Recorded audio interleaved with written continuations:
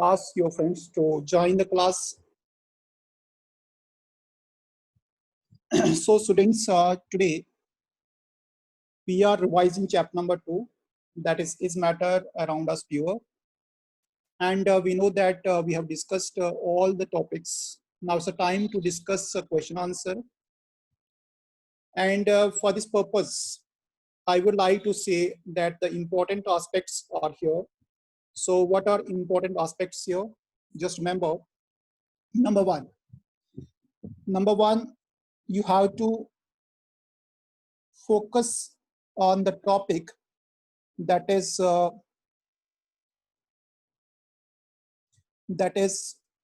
percentage of the solution. Okay, number one, that you focus is percentage of the solution, percentage of what we can say solution. Number one topic that you focus on this. Number two topic is you have to differentiate. You have to differentiate between solution,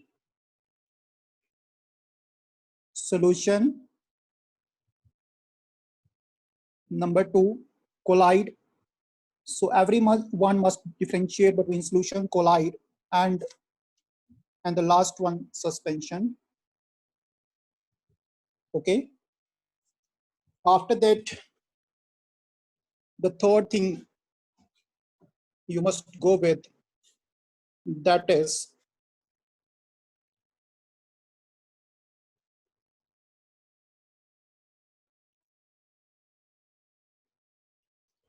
your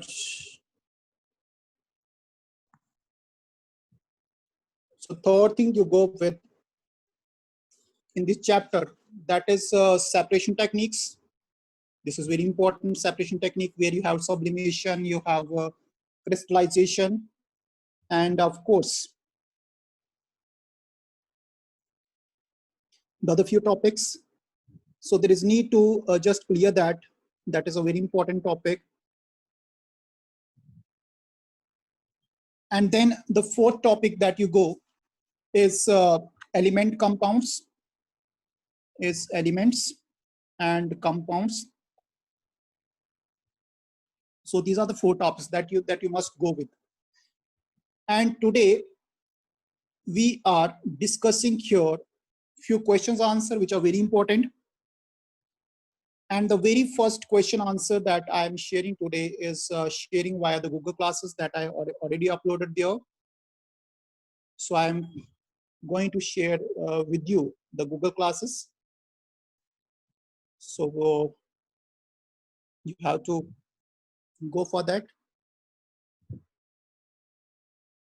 Once you admit it, I just start from the Google Classes. Okay.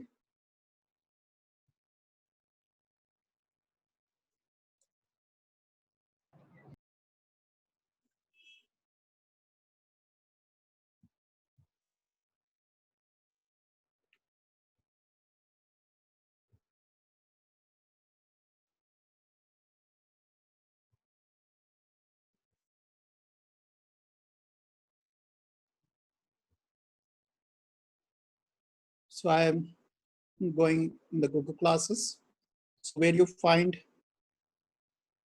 this selected answer questions, and these are uploaded in just a one class, either in 9th or 9B. I don't know why I uploaded, but later on after this topic I will upload both sections.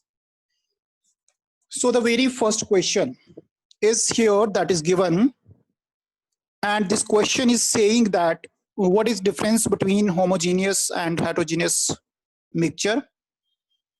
We know that homogeneous mixture is uniform. All of you know that if we are talking of homogeneous mixture, it is uniform. Okay, what it means uniform? Uniform means that the composition is all over the mixture is same. Number two, if we define something that the boundaries, there is no visible boundary. Suppose you are mixing water with we can say alcohol. This is water and this is alcohol. So there is no visible boundary between the two liquids. There seems to be one, and that's why we can say there is no boundary. And if you are mixing kerosene and oil,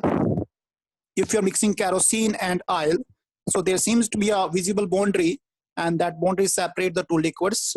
That is said to be heterogeneous mixture. And examples are here that we give is sugar solution in water.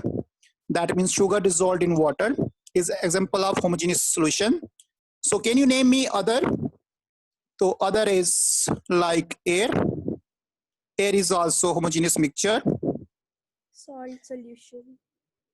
And then salt solution, and all the types of solution that you have studied in the content solution. तो जितने भी solution हमारे पास हैं सारे के सारे homogeneous होते हैं. तो आपने जितने भी पढ़े solution वो सारे क्या है homogeneous है. अगर हम heterogeneous की बात करें तो हमारे पास याद रखो जितने भी हमारे पास suspension है वो सारे के सारे कौन से heterogeneous हैं, और जितने भी colloids हैं वो सारे के सारे क्या भी हमारे पास they are also heterogeneous. So remember, solutions are homogeneous while suspensions and colloids are heterogeneous.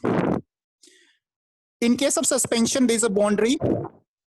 Suppose clay water has a boundary. Even colloids, for example, I am taking example of oil and water again. So this separation boundary. And when you mix sugar plus sand, and there seem to be the two separate layers, sugar and sand, they are separated by a layer which is visible and which is we can say visible to eyes. So this is based upon type of mixture, which is basically suspension and solution.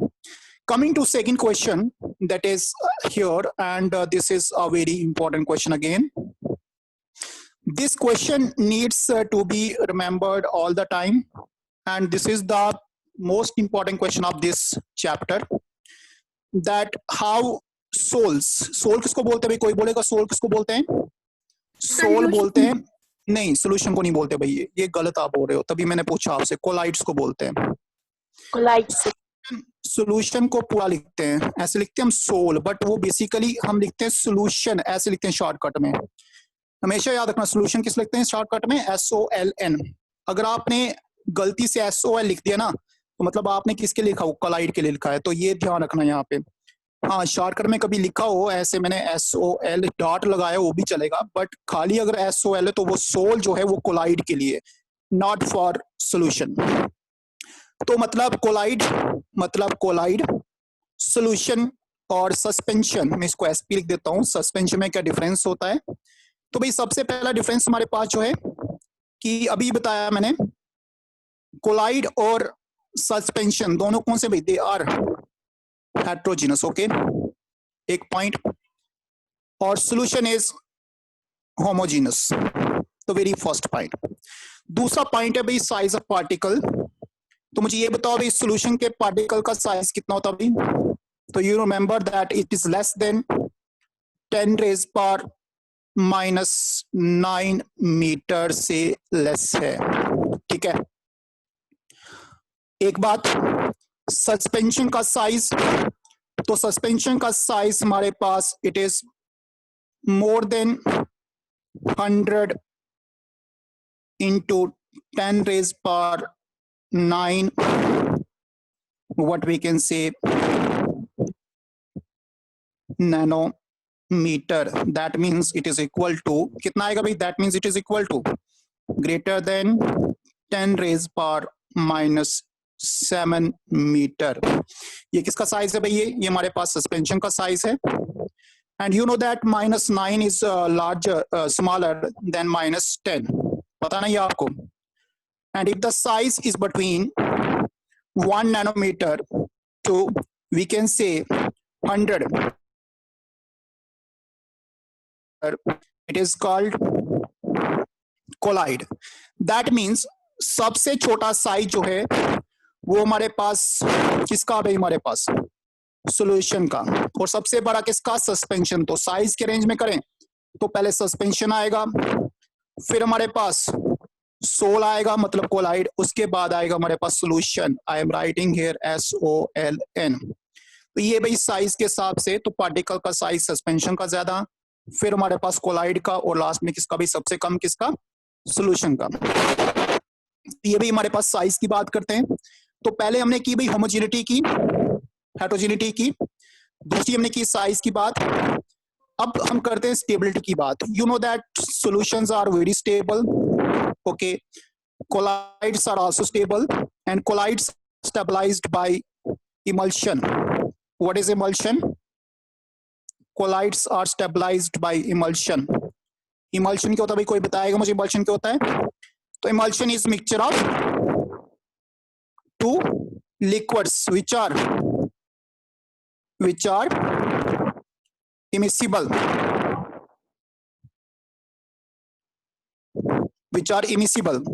तो emulsion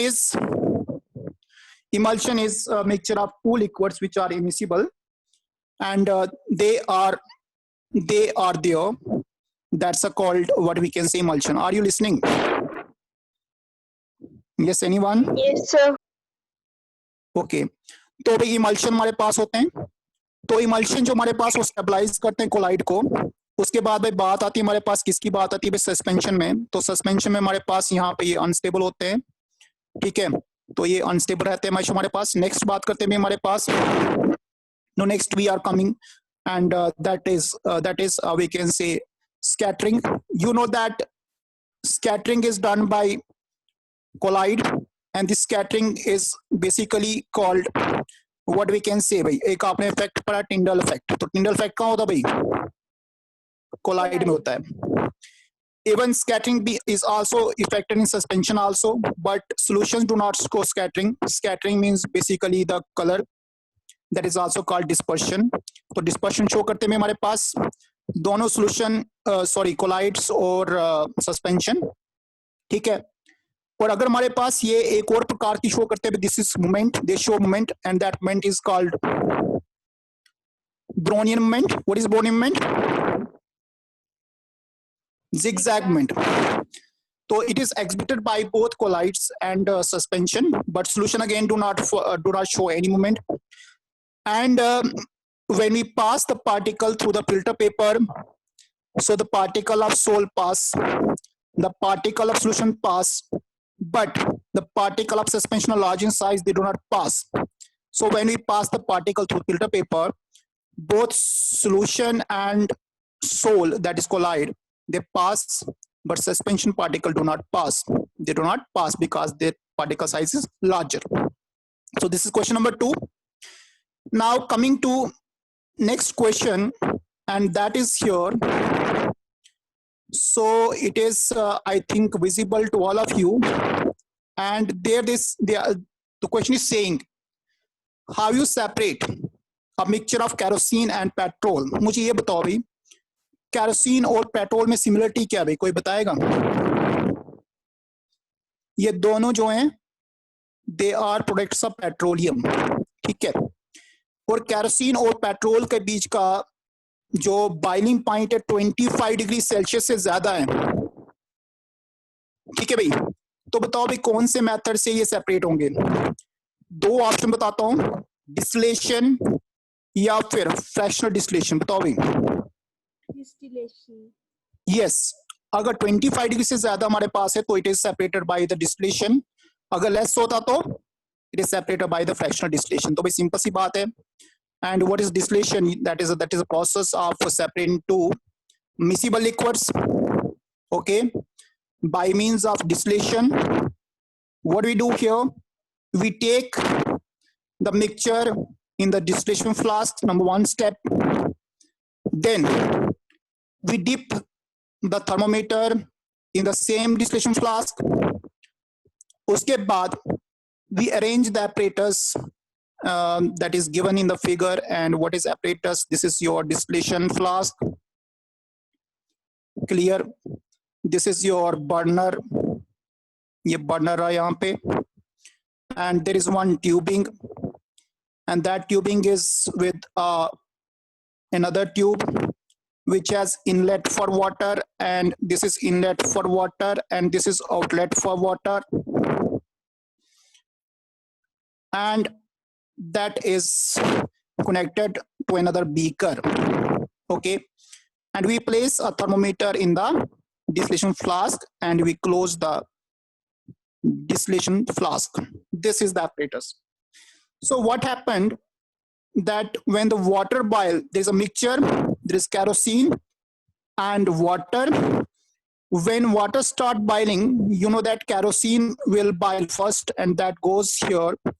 Kerosene will boil first and kerosene will go in the form of vapor. अब ये tubing के अंदर जो temperature बढ़ेगा तो उससे क्या होगा भाई, यहाँ से वाटर आ रहा है, इसको कूल कर रहा है, तो ये वाटर क्या कूल कर रहा है, और यहाँ से वाटर इस नाली से दूसरी नाली से ट्यूबिंग से निकल रहा है। तो पहले क्या आएगा, केरोसिन आएगा। जब केरोसिन सपोज अगर 49 डिग्री पे केरोसिन हमारे पास बॉयल होकर सेपरेट होता है, तो जैसे टेम्परेचर 49 हो गया, आपने स्टॉप कर दिया, आपने इसको हटा दिया यहाँ पे। फिर आपने क्या किया, नेक्स्ट फिर से इसको बर्नर को ऑन किया, आपने केरोसिन को यहाँ से कलेक्ट कर दिया, केरोसिन निकला बाहर, मतलब सॉरी केरोसिन या कोई भी मतलब केरोसिन निकला बाहर। अब रहा सपोज पेट्रोल, तो पेट्रोल सपोज अगर मान लो 70 डिग्री पे अगर वो बॉयल होता है लेट्स से, तो पेट्रोल भी अब आएगा, पेट्रोल भी सेपरेट हो जाएगा। इस तरह से हम दोनों लिक्विड को सेपरेट करते हैं। तो ये भाई हमारे पास एक सिंपल सेपरेटर्स हमारे पास है जिससे हम डिफाइन कर सकते हैं भाई हमारे पास ये है क्या। अच्छा भाई हीट किया उनको स्लोली, तो यहाँ पे देखो भाई आपको बता दूं कि पेट्रोल का बॉइलिंग पॉइंट कम होता है किससे भाई, केरोसिन से। तो मतलब ये हो गया कि भाई पहले कौन निकलेगा, पेट्रोल निकलेगा। पेट्रोल वेपराइजेस फर्स्ट, व्हाई, बिकॉज इसका बॉइलिंग पॉइंट कम है, और ये जैसे हमारे पास निकलेगा उसके बाद हमारे पास केरोसिन जो वो वापस फ्लास्क में रहेगा। So this is a process of condensation and we are separating two miscible liquids again. तो अगर दो लिक्विड इमिसिबल हो तो कैसे सेपरेट करते हैं इनको, तो if they are immiscible then we use separating funnel. What we use, separating funnel if the liquids are immiscible. Okay, next भाई हमारे पास क्वेश्चन है। So next question is we have this question. So this question is saying classify the following as chemical और physical changes. तो भाई इसमें आपने ये बताना है कि फिजिकल चेंज कौन सी है और केमिकल चेंज कौन सी है। सबसे पहले ये बता दूं फिजिकल चेंज में क्या होता है भाई हमारे पास, और केमिकल चेंज में क्या होता है। केमिकल चेंज में जब भी कोई केमिकल चेंज हो रही हमारे पास, तो वहां पे केमिकल कंपोजिशन डिफरेंट हो जाती है भाई, याद रखना।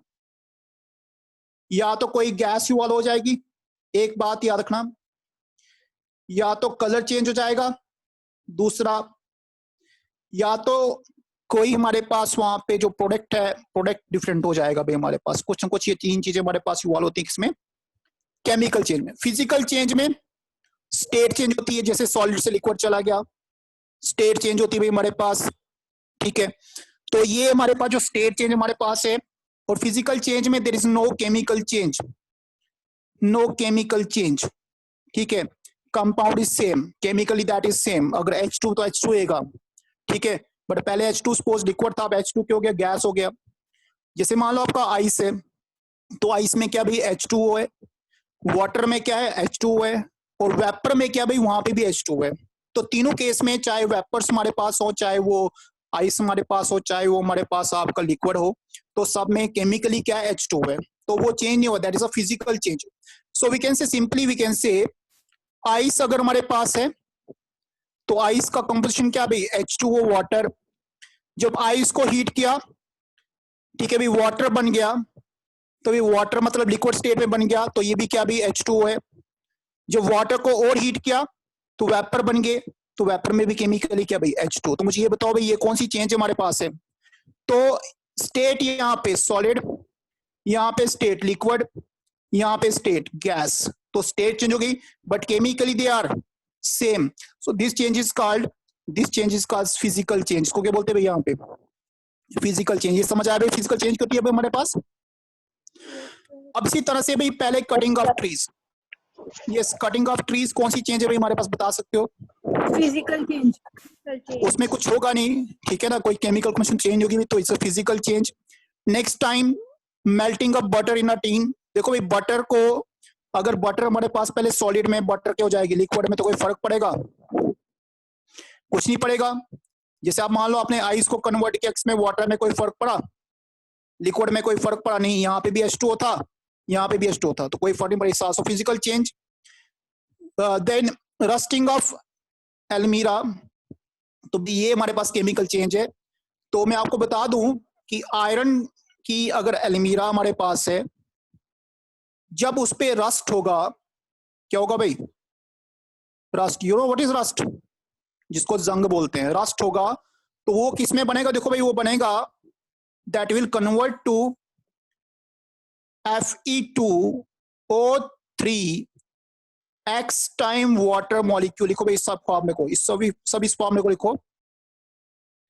Fe2O3 x time water molecule, and this is called ferric oxide hydrate, या उसको बोल सकते हो आप hydrate of ferric oxide. You can call it as hydrate. Hydrate मतलब H2O, hydrate of ferric oxide. मैं लिख देता हूं यहां पे ऊपर से, hydrate of ferric, FeRRIC, ferric oxide. And this hydrate of ferric oxide is called rust. इसको क्या बोलते भाई? तो कोई पूछे केमिकल फॉर्मूला क्या रस्ट का, तो आपने बताना है Fe2O3 x time water molecule को रस्ट बोलते हैं। वो जो रस्ट होता है इसका कलर क्या होता है भाई? कोई बताएगा कलर क्या होता है?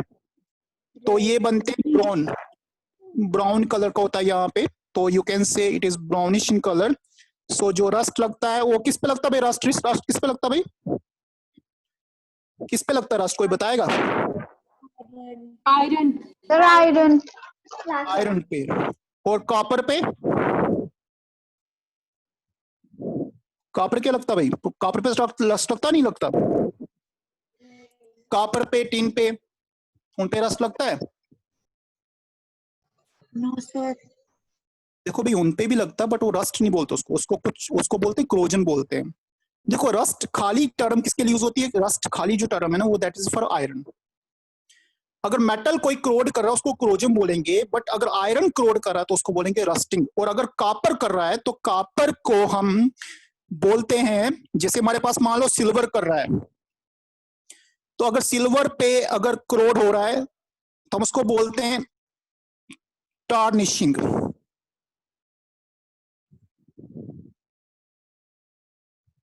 टार्निशिंग बोलते हैं उसको भाई, ठीक है। अगर आयरन पे हो रहा हमारे पास, आयरन का सिंबल Fe, उसको बोलते हैं रस्ट। सिल्वर का सिंबल Ag। और अगर किसी भी मेटल पे हो रहा है तो उसको बोलते हैं क्रोजन बोलते हैं। तो क्रोजन एक बड़ी टर्म है, उसके अंदर आती है यहाँ पे। तो याद रखना कि रस्ट जो है पर्टिकुलर आयरन पे होता है, एक टर्म है। जैसे आपने बोल दिया कि it is only for iron case, okay. तो ये भी हमारे पास यहाँ पे आपने ध्यान रखना है। नेक्स्ट भाई passing current, current to water. देखो भाई जब वाटर से करंट पास होती है, मेरी बात सुन लो, जो वाटर से करंट होती है तो वाटर टूटता भाई किसमें? एक देता है H2, दूसरे देता है कौन सा? O2। तो बताओ भाई जब वाटर में करंट पास होगी तो ये इसने H2 दिया, O2 दिया। बताओ भाई केमिकल चेंज है फिजिकल चेंज है? केमिकल। क्योंकि अब पहले केमिकल क्या था? H2O। अब तो H सेपरेट हो गया और ये भी केमिकल चेंज है भी हमारे पास। तो मतलब करंट पास करना वाटर में, केमिकल चेंज। नेक्स्ट भाई हमारे पास इसने भी ये लिखा हुआ है, तो dissolving common salt in water. अच्छा भाई कॉमन सॉल्ट इन वाटर, तो इसमें क्या होगा भाई? आप देखो सॉल्ट वाटर में डाल रहे हो, कुछ फर्क नहीं पड़ता सॉल्ट को, तो वो फिजिकल चेंज होगी क्योंकि पहले सॉल्ट सॉलिड था, अब क्या हो गया भाई? अब वो सोल्यूशन बन गया उसका, तो there is no change. Next, making fruits salad with the raw fruit, it's only we can say physical change. You have to cut large lumps into small one. There is nothing chemical change. Burning of paper and wood, तो भाई paper burning और would में से तो आपका क्या मिलेगा भाई? अगर आप दोनों को बर्न कर दो ऐश मिलेगी, तो जब ऐश मिलेगी that is a different thing, so it's a chemical change. So this is very important question. Now next is we have the next one. So here is a question, and that is very important again.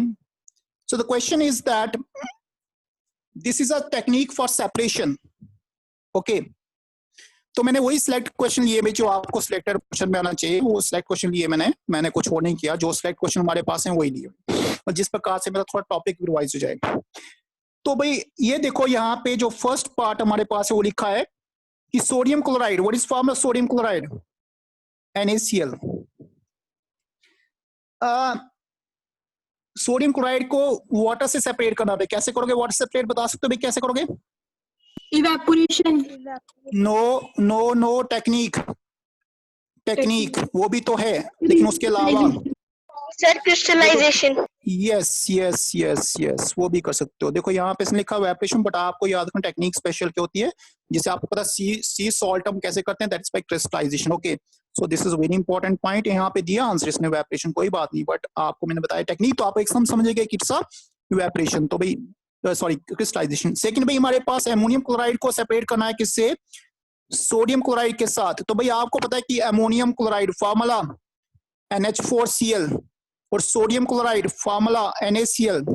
You know that ammonium chloride is a sublimate, convert from solid to gas, but sodium chloride solid to liquid. Okay, so a sublimate convert from solid to gas or gas to solid. So this when heated it will convert to gas, but this will convert to liquid. So in the gas phase it can be collected separately, so it's a by sublimation. So next is by sublimation. तो आपको पता sublimation कौन होते हैं भाई? Iodine क्या हो जाता है भाई? सबलिमेट है। उसके बाद dry carbon dioxide is also sublimate. उसके बाद भाई naphthalene sublimate, camphor sublimate, benzene sublimate, benzoic acid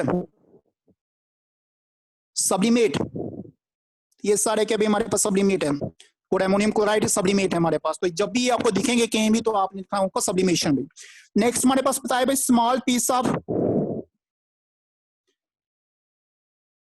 piece of metal in the engine oil of a car. हाँ, तो इसमें क्या होगा भाई? देखो भाई अगर it's filtration, okay, because there is one thing that is solid and other is liquid, so it's a simply filtration, okay, there is nothing more.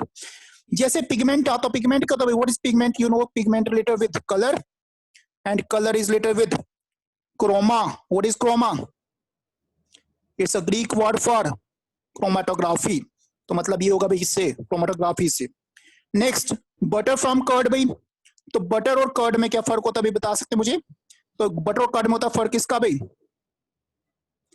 Density का। तो then what we use centrifugation, okay. Next भाई हमारे पास oil from water, तो भाई oil और water immiscible, दोनों के दोनों को होता है भाई immiscible, that we use separating funnel. ठीक है, आपको समझ आ रहा ना? देन अच्छा भाई टील यूज फ्रॉम टी, तो tea leaves from tea is again by filtration. ठीक है ना, टील यूज सॉलिड होंगे, बाकी आपका फिल्टर करते हो, जिसे आपको पता है घर में तो आप चाय फिल्टर करते हो ना। आयरन पिन मतलब मान लो जैसे नेल्स होते हैं वो, और सैंड भाई, तो ये तो भाई सिंपल सी बात है, कैसे करोगे भाई? देखो आयरन पिन मैग्नेट से सेपरेट होगी और सैंड नहीं होती। Sand is non magnetic and iron pins is magnetic, you can use magnetic separator. Wheat grain from husk, तो भाई एक तरफ व्हीट ग्रेन की तरफ हस्क है, उनको कैसे निकालेंगे भाई? तो भाई आपको पता है जैसे आप अगर कहीं पे रहते हो तो विनोइंग क्या होता है, पता क्या होता है विनोइंग? जैसे आप क्या करते हो, किसी जैसे वो एक होता है उस तरह से, आई डोंट नो उसको क्या बोलते हैं, आपने देखा गाँव में जब वो चावल बनाते हैं ना, इस तरह से एक वो होता है जिसको पता नहीं क्या बोलते हैं, तो उसपे वो औरतें जो हैं उसको चलाती हैं हवा में, तो हवा से क्या होता है कि ये जो हस्क के बाहर आती है और राइस यहाँ पे आता है, ये राइस आता है यहाँ पे हस्क, तो हवा के प्रेशर से ये सेपरेट होता है भाई, आपने देखा ये? तो इसको पता नहीं क्या बोलते हैं, इट्स कॉल्ड विनोइंग। ठीक है, या फिर सेडिमेंटेशन। नेक्स्ट इज भाई हमारे पास अगर मड है और वाटर है, तो भाई मड एंड वाटर को कैसे करोगे? Decantation. What is decantation? You can do decant. मान लो आपके ग्लास में कुछ चला गया, ठीक है, मान लो, तो पानी पीना आपने, तो you need that water because you have no option. तो जो सबस्टांस है वो नीचे सेट करेगा। ठीक है, मान लो ये ग्लास में कुछ चला गया, आपने ड्रिंक करना water and you have only this water, what you do? You just tilt this glass, आप ग्लास को टिल्ट करोगे, इसमें से वाटर निकालोगे बाहर, पीछे का रह जाएगा अभी, पीछे हमारे पास ये रह जाएगा, इसको बोलते हैं डिकेंटेशन, या सिंपल बोलो फिल्ट्रेशन से कर सकते हैं। तो decantation is nothing but tilting the glass and then making one thing to come out and remaining other. जैसे आपको पता है कि आप बहुत सारे ये भी करते हो, इसको डिकेंटेशन बोलते हैं हमारे पास। अब मुझे ये बताओ भाई, आइडेंटिफाई करो, यहाँ पे नीचे सबसे लास्ट में बताया हुआ है, इन दो डायग्राम को आइडेंटिफाई करो भाई। Can you identify the diagram A and B? This is A and this is B. तो बताओ भाई ए और बी में क्या फर्क है? तो अगर मैं आपको बोलूं, तो अभी मैंने ये डायग्राम बनाई थी, this is diagram of simple distillation and this is diagram of fractional distillation. तो मुझे बताओ भाई, इसमें फ्रैक्शनल डिस्टिलेशन में ये जो चैम्बर, इसको क्या बोलते हैं भाई? इस चैम्बर को बोलते हैं फ्रैक्शनेटिंग कॉलम। इस कॉलम पे खास क्या होती है, छोटी छोटी जो दिख रही है यहाँ पे, ये क्या होती है? बीड्स होती है। और वो बीड्स क्या करता है भाई हमारे पास? वो बीड्स हमारे पास फ्रेगमेंट्स बनाता है और वो वेपराइजेशन को कम कर देता है वहां पे। तो आपने पढ़ा है कि इसमें बीड्स का बहुत रोल रहता है। So this is the last one diagram that you are we can say following here. Now I just want to ask you one question. मुझे बताओ भाई, एलिमेंट कितने होते हैं? एलिमेंट कितने होते हैं? आप थोड़ा सा इसको भी चीज को बताते हैं, एलिमेंट कितने होते हैं भाई? तो आप सबको पता कितने होते हैं भाई? Sir, 118। गैस कितने होते हैं भाई? गैस कितने होते हैं भाई? 11। लिक्विड कितने होते हैं भाई? 2। बाकी रेस्ट सॉलिड। दो लिक्विड में कौन कौन से भी हमारे पास? ब्रोमीन एक, दूसरा मरकरी, एक मेटल और नॉन मेटल। अच्छा भाई, उसके बाद मुझे ये बताओ कि भाई कि एलिमेंट का नाम किसने दिया भाई? Who was the first scientist to give? Yes, Robert Boyle ने दिया भाई। हमारे पास ये भी हो गया। और एलिमेंट क्या होता है भाई? प्योरेस्ट फॉर्म ऑफ एलिमेंट, मतलब की सब्सटेंस होती है which exist individually। अच्छा भाई, एलिमेंट के कंबाइन करने से क्या बनता है भाई? कंपाउंड। ठीक है भाई, तो एलिमेंट के कंबाइन करने से बनता है कंपाउंड। ठीक है भाई, आप देखो भाई, थोड़ा सा यहाँ पे बता दो, तो कंपाउंड हमारे पास दो प्रकार के होते हैं। कौन कौन से भाई? होमो और हेट्रो। H2 कौन सा भाई हमारे पास? होमो। Cl2 कौन सा भाई? होमो। N2 कौन सा भाई? होमो। और अगर हमारे पास HCl है तो ये कौन सा भाई? हेट्रो। अगर हमारे पास KCl है कौन सा भी? हेट्रो। तो भाई होमो में क्या होता है कि सेम एलिमेंट। H2 में क्या भाई? दो एलिमेंट सेम टाइप के हैं। और HCl में क्या है? एक H का एलिमेंट है, एक Cl का, दो एलिमेंट है, तो डिफरेंट एलिमेंट है। तो जब एलिमेंट कंपाउंड में अगर हमारे पास सेम, उसको होमो बोलते हैं और हेट्रो बोलते हैं, ये भी याद रखो। फिर एलिमेंट्स कितने प्रकार के आते हैं भाई? 3 प्रकार के। कौन कौन से भाई हमारे पास? मेटल्स, नॉन मेटल और मेटलाइट्स। मेटलाइट एग्जांपल बताओ भाई? Boron, silicon, germanium, extra. ठीक है भाई, तो ये आपको याद रखना है इस तरह से। तो ये हमारे पास ग्रुपिंग हो जाती है भाई। तो फिर मेटल की, नॉन मेटल की प्रॉपर्टीज, और ये चैप्टर हो जाता है फिनिश हमारे पास। ठीक है, तो इसमें अगर कोई क्वेश्चन आपको है भाई तो आप पूछ सकते हो, नहीं है तो वी विल स्विच ऑन। और भाई एक टाइम मैंने क्वेश्चन आपको कराया था, वो एक क्वेश्चन मैंने कराया था जब आपको मैंने सोल्यूशन का बताया था, परसेंटेज निकालना, तो आपको पता उसमें मैंने कराया था वो। इफ यू रिमेंबर, अपने एक्सरसाइज में देखो क्वेश्चन नंबर 3 प्रज्ञा टेस्ट वाला, सॉल्युबिलिटी वाला, वो बताया था। उसमें आपको मैंने पूरे क्वेश्चन उसके डी पार्ट कराए थे। ठीक है, तो वो भी करोगे भाई हमारे पास। So this is all about this. तो अब हम नेक्स्ट टाइम इसका मैं भाई टेस्ट ले रहा हूँ, एक आपका छोटा सा टेस्ट लूंगा थ्रू गूगल फॉर्म लूंगा मैं आपको। तो आप कब लूँ भाई? मुझे डेट बताओ, कल चलेगा? Yes, sir. यस, तो कल शाम को 5 बजे आपको टेस्ट आ जाएगा। इसके ऊपर 10 क्वेश्चन होंगे, ज्यादा नहीं होंगे। तो आप गूगल फॉर्म को फिल कर लेना, उसको अपना 10 टाइम तक। तो अभी के लिए भी सेशन ऑफ करता हूँ। If you want to ask me something you can ask me. Okay, कुछ पूछना भैया आपको?